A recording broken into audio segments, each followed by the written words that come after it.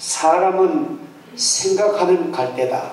이 말은 유명한 철학자 데카르트의 말입니다. 사람이 다른 동물보다 월등히 차별화되고 우월한 특징은 사람은 생각하는 존재라는 것입니다. 사람은 반드시 한 번쯤은 누구나 스스로 묻는 질문이 있다면 그것은 자신의 정체성에 대한 중요한 질문을 하게 되는 것입니다. 그 질문의 내용은 바로 나는 누구인가? 나는 도대체 어디로 와서 무엇을 위해 살다가 내가 갈 곳은 어딘가? 이 근본적인 인간 정체성의 질문을 정상적인 사람이라 하면 생각하게 되는 것입니다. 성경은 이 같은 인간의 아주 중대한 질문에 대하여 분명하고도 아주 감동적인 대답을 해주고 있습니다. 그것은 바로 첫사람 아담과 하와의 사건을 통하여 나는 누구인가? 내가 어디로 왔으며 내가 무엇을 하다가 나는 어디로 가는 존재인가를 오늘 성경은 우리에게 분명한 대답을 해줍니다. 성경은 희미하지 않습니다. 사람이 갈등하도록 이것인지 저것인지 갈팡질팡하게 만들지 않습니다. 성경은 내 발의 등이요 내 길의 빛입니다.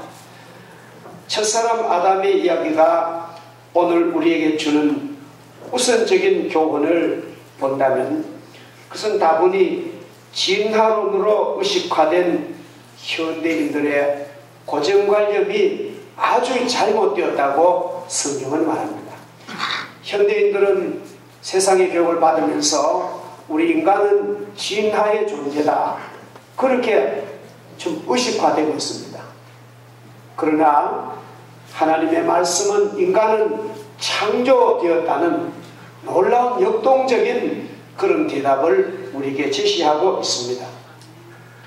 수억 년 전 우연히 작은 바다의 아메바로부터 출발하여 원숭이과 유인원의 단계를 거쳐서 오늘의 고등동물 인간으로 진화했다는 식의 자기 비하적인 이론을 완전히 깨뜨리고 오히려 인간은 창조주 하나님의 형상 닮은 하나님의 형상, 오늘 본문에 나옵니다만도 하나님의 형상이란 말은 영어로 이미지 오브 갓, 히브리 말로 첼렘 엘로힘, 이 첼렘 엘로힘, 이 말은 바로 하나님의 형상으로서 지구상의 어떤 피조물 받아 고귀한 영광과 아름다움과 능력 그리고 세상과 역사를 좋게 가꾸고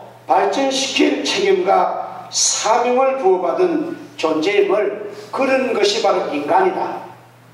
동물에서 진화된 그런 것이 아니고 하나님이 창조한 걸작품이다.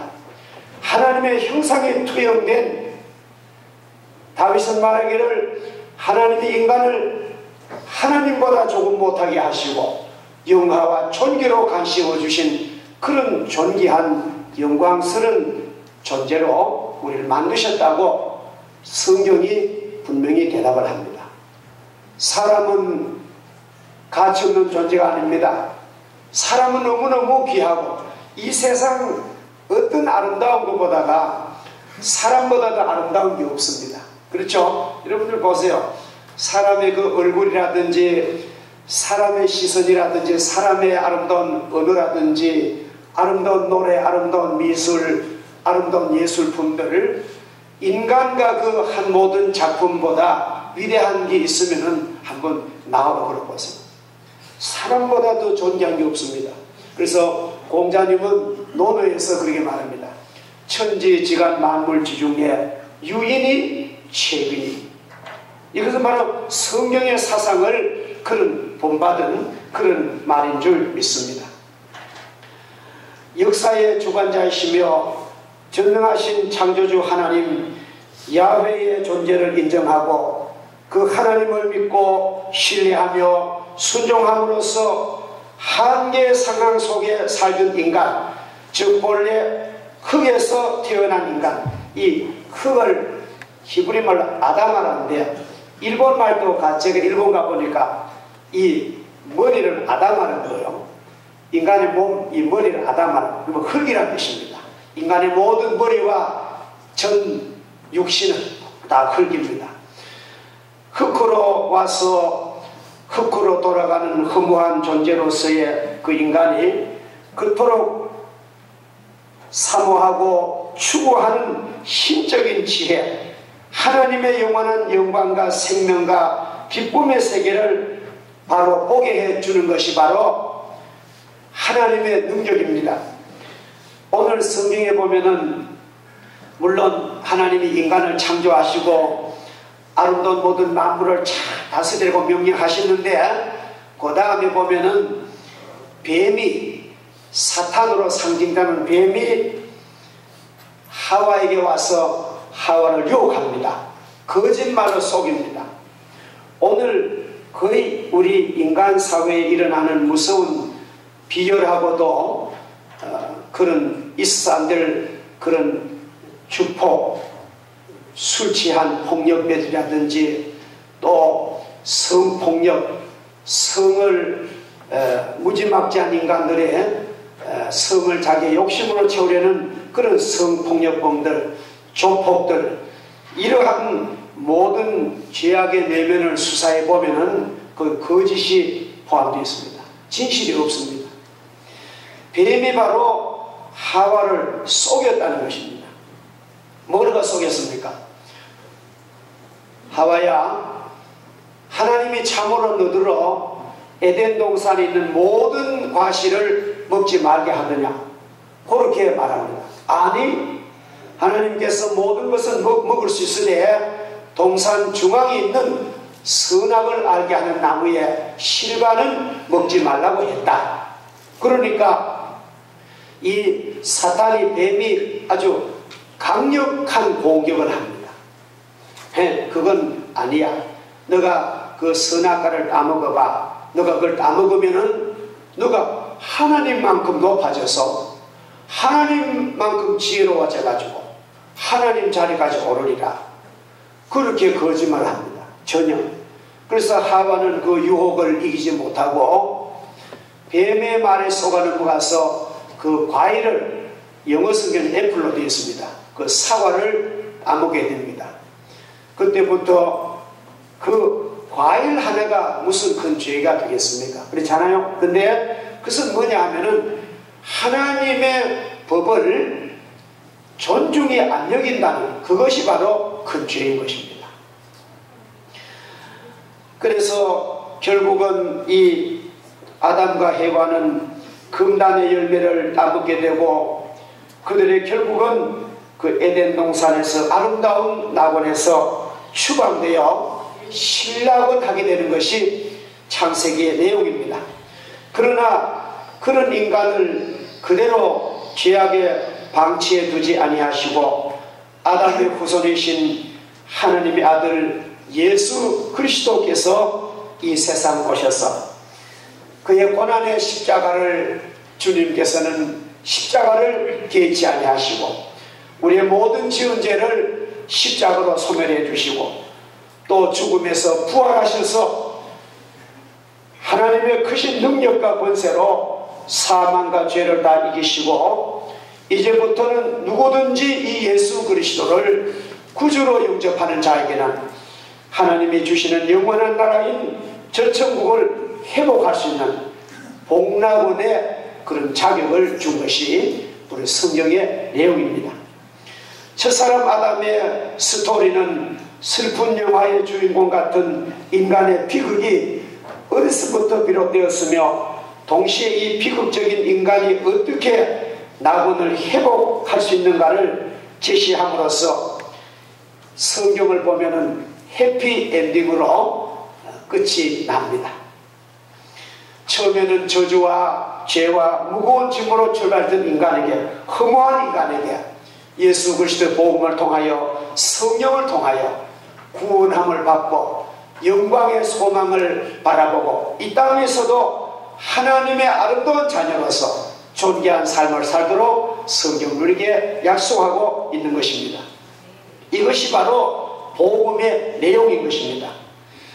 어떤 그 유전학을 공부하는 유전학자의 말을 들어보니까요, 첫사람 아담의 이야기는 그 안에 수천 억만 개의 미래 생명을 DNA로 삼고 있는 장대한 서사 드라마라고 할 수 있으며, 이와 같은 관점에서 6일간의 창조 과정 중에 마지막 절정인 7일째 안식일에 창조주 하나님께서 안식하시며 하나님께 찬양 드리며 인간의 그 영광된 모습을 가지고 역사 끝에 다시 오실 재림하실 예수 그리스도를 우렁찬 찬양 가운데 하늘의 천군천사가 놀랍게 찬양이 울려 퍼지고 이 지구상의 모든 영혼이 주님 재림을 찬양하는 가운데 그를 영접하고 예배하게 될 그 영광스러운 D-Day를 성경은 예고하고 있습니다. 첫사람 아담의 이야기를 아는 사람 끝까지 절망하지 않고 어떤 인간의 역경과 고난 속에서도 소망을 노래하는 이유가 바로 이것입니다. 우리의 미래는 하나님이 약속하신 영원한 영광이 있는 것입니다.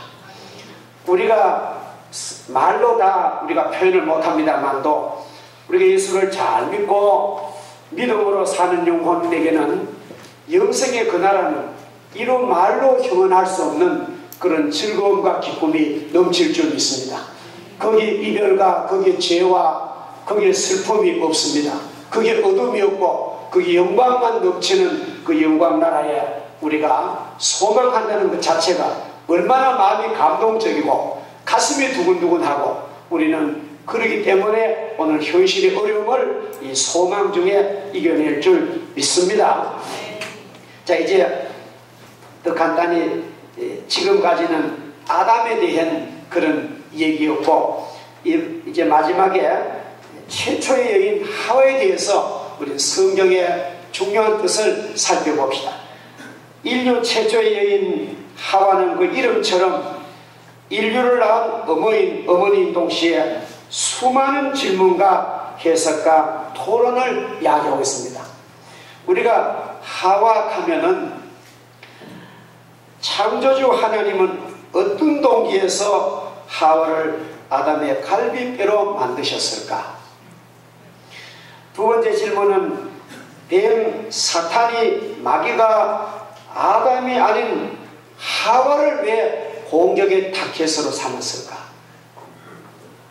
세 번째 질문은 하와에게 해산의 고통과 남편에게 종속되는 벌을 내리신 하나님의 의도는 도대체 무엇일까? 네 번째입니다. 아담보다 더 늦게 창조받은 하와는 아담보다 더 우월한가 더 낮은가? 다섯 번째, 교회에서 여성에게 안수하는 것은 비성서적인가?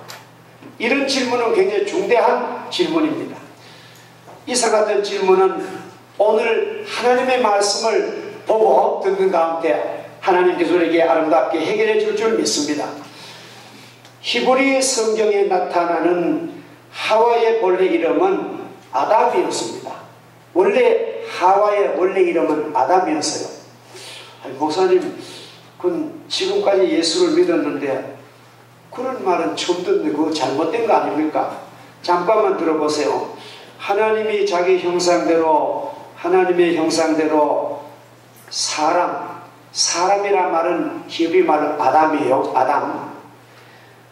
하나님의 형상대로 사람을 창조하시고 남자와 여자를 창조하시고 창세기 1장 27절에 보면은 하나님이 자기 형상대로 사람이란 것은 아담이란 말인데 사람을 창조하시는데 남자와 여자로 지으시니까 아담도 아담이고 하와도 아담이란 말이에요. 그렇죠? 예. 갈비뼈로 만들기 이전에 하나님의 말씀이 나옵니다. 그리고 그리고 이 성경 구절에서 보는 것처럼 태초에는 남녀 동등하게 아담 인간으로 불렀습니다. 이 두 부부를 아담 이렇게 불렀습니다. 여인이 하와라는 이름을 가지게 된 것은 훨씬 후에 하나님께 벌을 받은, 더 구체적으로 말씀드리면은 해산의 고통을 가지고 아이를 낳은 때부터 하와라고 부르게 되는 것입니다. 아담이 그 아내의 이름을 하와라 불렀으니 그는 모든 산자의 의미가 됨이더라. 창세기 3장 20절에 처음 나오게 되는 것입니다. 하와라는 이름이 두 번째 언급되는 것은 성경 창세기 4장 1절에서 하와는 가인을 낳음으로써 스스로 생명의 뿌리됨을 확인하고 있습니다. 하와라고 불리기 전 여성에게 부여된 두 번째 이름은 원래 이샤였습니다. 이샤. 따라합시다. 이샤. 네, 창세기 2장 22절 23절에 보면은 아담이 이르되 이는 내 뼈 중에 뼈요 살 중에 살이라. 이것을 남자 이시라 남자에게서 취하였은즉 여자 이샤라 부르리라 하니라. 창세기 2장 23절에 이샤라는 그런 두 번째 이름이 나옵니다. 여기서 여성은 남성에게 종속된 존재기보다는 이시와 차별되는 존재, 특히 동일한 살과 뼈로 남자와 한 몸을 이룰 수 있는 대상으로서의 역할이 부여되고 있습니다. 이와 같은 이해는 여자를 만드시기 전 부여되는 창세기 2장 22절 남성을 돕는 배필, 그런 말을 하나님 쓰세요. 남자가 독차하는 것이 좋지 못하니 돕는 배필을 내가 만들리라 하고, 이게 돕는 배필은 영어로 헬프메이터인데 에젤 크네이토라는 헬라말로 씁니다. 돕는 배필로서 여자의 역할을 여기 분명히 말합니다. 그러면은 야곱의 하나님을 자기 도움으로 삼는 자가 복이 있다는 말씀대로 제가 한번 물어보겠어요. 도움을 받는 자가 더 높습니까? 도와주는 자가 더 높습니까? 예, 도움받는 사람보다가 도와주는 사람이 더 우위에 있는 거예요. 그러니까 누구가 누구를 도와준다고요? 여자가 남자를 도와준다. 하나님이 말씀. 그러니까 제가 왜 이렇게 말하냐면은 하나님은 남자와 여자를 서로 동등한 역할로 절대로 차별하지 아니하시고 이렇게 만드셨다는 것을 성경 어근을 연구해 보면은 잘 나오게 되는 것입니다.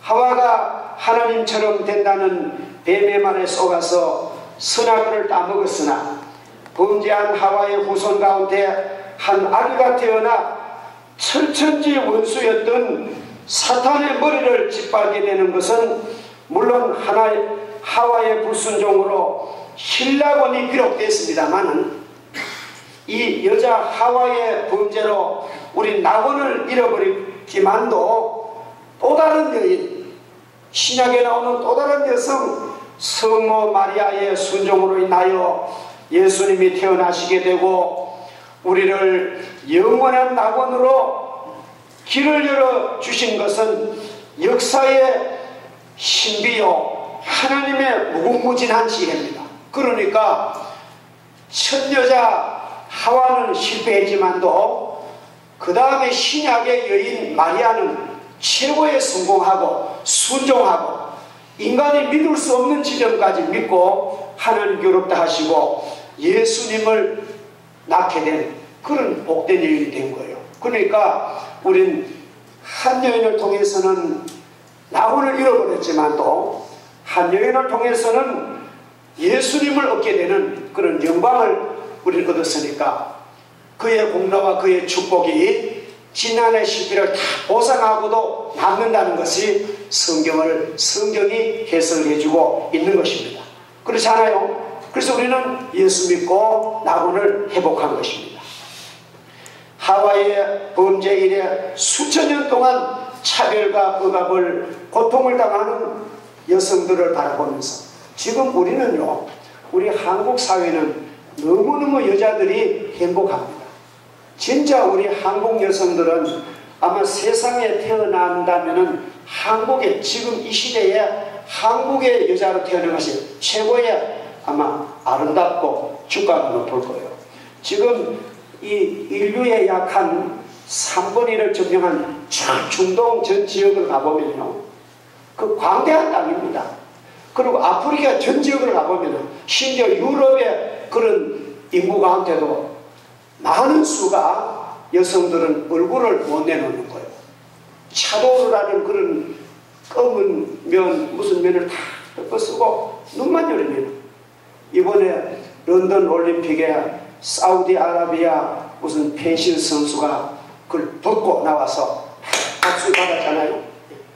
수천 년 동안 억압과 종교로 굴레시었던 거 하나님 그렇게 안 하셨는데, 하나님 어디 여성이 이렇게 얼굴 가리는 말이 어디 있냐. 근데 인간의 잘못된 전통이 이렇게 억압하고 고통 주는 것이, 이것이 수천 년 동안 이어났는데 이것은 성경의 진리가 아닌 것입니다. 자, 이렇게 오랜 세월 동안 억압과 고통과 그런 불의의 속에서 고통받은 여성들을 바라보시면서 하나님께서는 본래 뜻하신 대로 마리아처럼 순종하는 여성들에게, 믿는 여성들에게 남성과 동등한 동역자의 지위와 권리가 온전하게 회복되도록 그렇게 하고, 지금 우리 한국 교회도요, 이번에 우리 총대들도 15분이 여성 장로님들이 오셨어요. 앞으로 우리 교회도 장로를 뽑을 때에 여러분들 꼭 남자만 찍지 마세요. 왜 남자를 찍으라는 법이 어디 있습니까? 여자분들이 더 훌륭하고 봉사 잘하고 순종하고 믿음으로 사는 그 사람은 다 일체고, 맨날 남자를 보면 이건 경직되고 잘못된 그런 걸 다 버리고 우리 교회도 여성들이 나와서 장로가 되고 목사가 되어서 교회가 개혁되어지고 그런 마리아 같은 그런 교회가 되는 것이 하나님이 우리를 향하신 하나님의 명령인 줄 믿습니다. 그래서 우리는 오늘 이 아담과 하와를 우리가 말씀을 생각하시면서 하나님의 그 아름다운 영광을 받은 우리들이 존귀하게 살고, 또 하나님 본래 남성을 돕는 자로 만드신 그 에젤 그르니토 아름다운 여성을 무시하거나 억압하지 말고 동등한 사역의 파트너로서 하나님의 일을 같이 일해나가는 동지로서 우리가 사랑할 때에 교회와 가정과 국가는 아름다워질 줄 믿습니다. 기도하겠습니다. 하나님 아버지, 진심으로 감사합니다. 오늘 좋은 추석 명절날 주여 주시고 우리가 여러가지 친척과 가족을 만나고 바쁜 일정 잠시 멈추고 하나님의 거룩한 집에 와서 하나님께 영광과 찬양과 경배를 드리게 하시고, 하나님의 귀한 말씀을, 생명의 말씀을, 영혼의 양식을, 진리의 생수를 마시고 먹게 하심을 감사합니다.